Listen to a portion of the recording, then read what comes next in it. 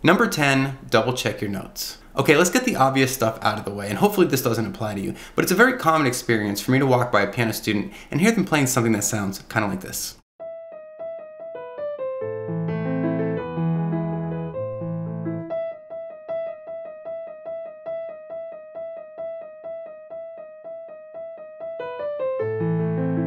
Now, if you can't read music, it's okay. You can still check that your notes are right. And I recommend, for example, if you're using YouTube, which it seems like maybe you are, that the person that you're getting your information from sounds good when they play, that they make sense when they explain something to you, and I'd say additionally if they have relatively high production value, so make sure you're thinking about whether or not that person is actually good, and then go and check to make sure that your notes are actually right. Number 9, don't try to impress people by playing fast. What's going to happen if you play your piece too fast is you're going to tear through the beginning, and you're going to get to a middle section where you stumble, your fingers kind of make some mistakes, or you start back over. Choose a tempo that you know you can play the whole piece through without stopping or slowing down. Even if you know the piece all the way through, you shouldn't play it fast. Aim to play the piece musically. And what I mean by that is that you try to extract an emotional response from your listener, or at a minimum that you elicit an emotional response from yourself. Playing music in this way is going to be far more impressive than playing it fast. A lot of the tips that I provide in the rest of this video are aimed at helping you play more musically. Number 8, get the sustain pedal involved. Don't be afraid of using the sustain pedal. That's the pedal that's on the right side of the keyboard. So first, without the sustain, listen to this.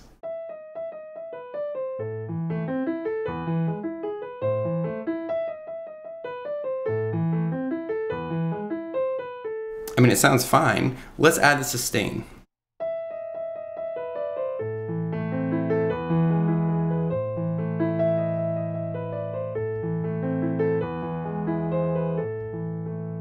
Having the sustain pedal down allows you to connect the notes together in a smooth way. If you have to play a quick note and then move your hands somewhere else to get ready to play another part of the passage, which is pretty common in music, you're going to have that sustain pedal there to smooth the timing of all those notes out and to connect them all together.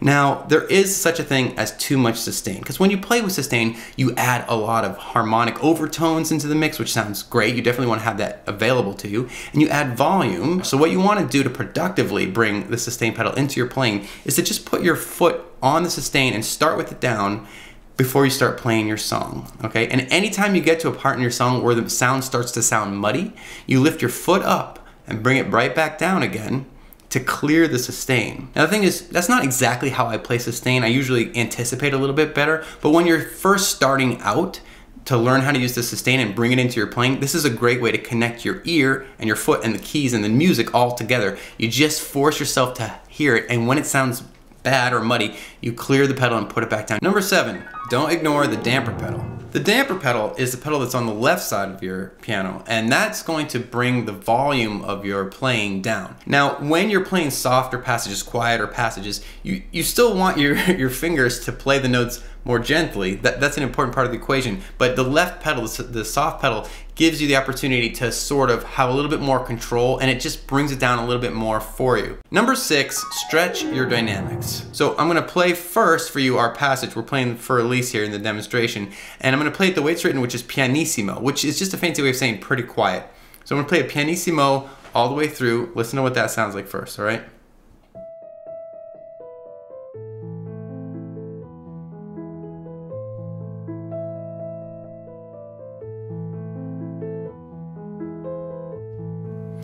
So I'm going to play that exact same passage again, except I'm going to add a little bit more dynamic range. I'm not going to do anything crazy in this case, but I'm not going to also play it just pianissimo all the way through. So listen to the difference here.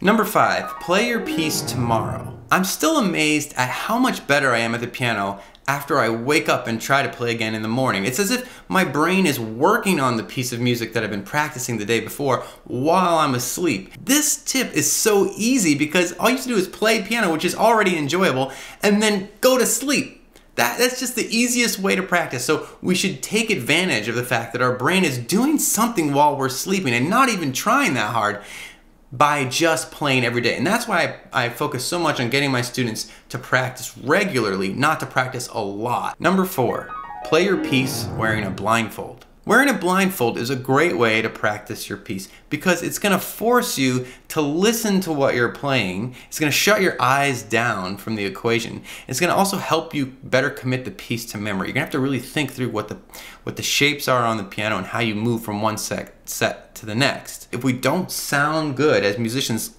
what are we doing? We make sound, so we should focus on sounding good.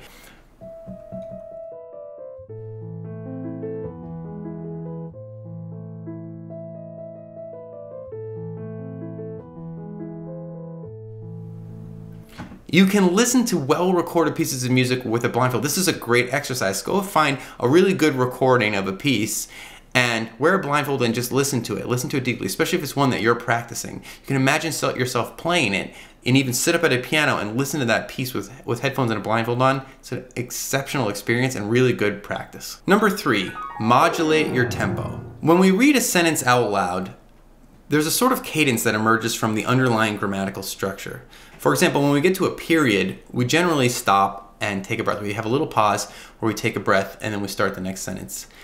In music, we have these things called phrases, which are sort of like musical sentences, and really good musicians have an intuitive grasp for when a thought has been completed, when there's sort of an ending to a musical sentence. And I've got the best results teaching my students to develop this intuition by asking them to sing along to the melody while they play the piano. So I'm going to demonstrate this for you a second. And you want to pay attention to when you're taking your breaths. So I'll exaggerate a little bit, but it sounds like this. You take a deep breath. La da da da da da da da da da da da da.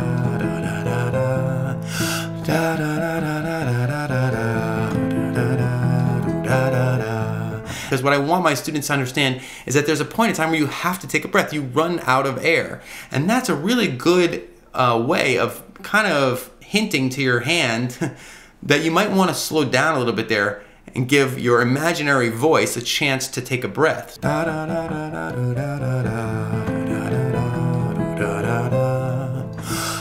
And while I'm taking that breath, it takes a while and I slow down a little of the faintest pause and then back in. So listen for it at that spot. Play it one more time. Listen for it at that spot.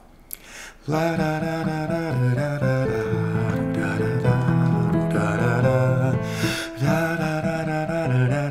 you hear that little, just the slightest little pause there? And that's a great way of phrasing music. Number 2, teach your piece to someone else. When you teach your piece to someone else, you're engaging a part of your brain that you haven't used to play the piece already. You have to use language to describe what's going on, and you have to think about the patterns of the music so that you can communicate to somebody else a way that they can play it when the sheet music isn't around. And just by doing this, it forces you to understand the music a little bit better, and you're thinking about it from a different angle. So let's say I'm practicing for release and I get kind of bored or tired of playing it as written. I might take a break and try and just play with it in a different way, in a different style.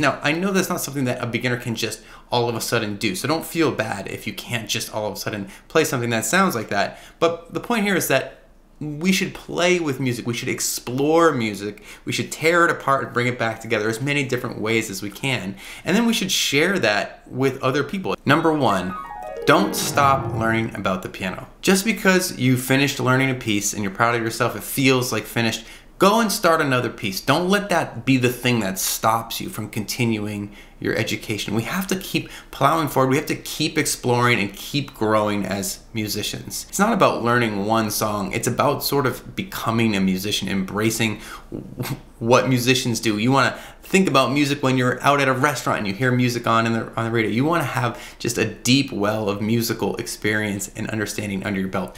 There are a lot of great resources online to help you learn about stuff. I'm doing my best to become one of those resources for you, but there are a lot of other great channels as well. So, you don't have to stop with me. You can subscribe to any channel where you think, the things I mentioned earlier, the musician sounds good when they play, they explain things clearly, and their production values are pretty high. I think those 3 things will correlate with a strong teacher. So Please subscribe to this channel if you think I meet that description, and go out and find other resources as well. You shouldn't stop learning just because you finished a piece. You should actually use that as a springboard to learn more about music.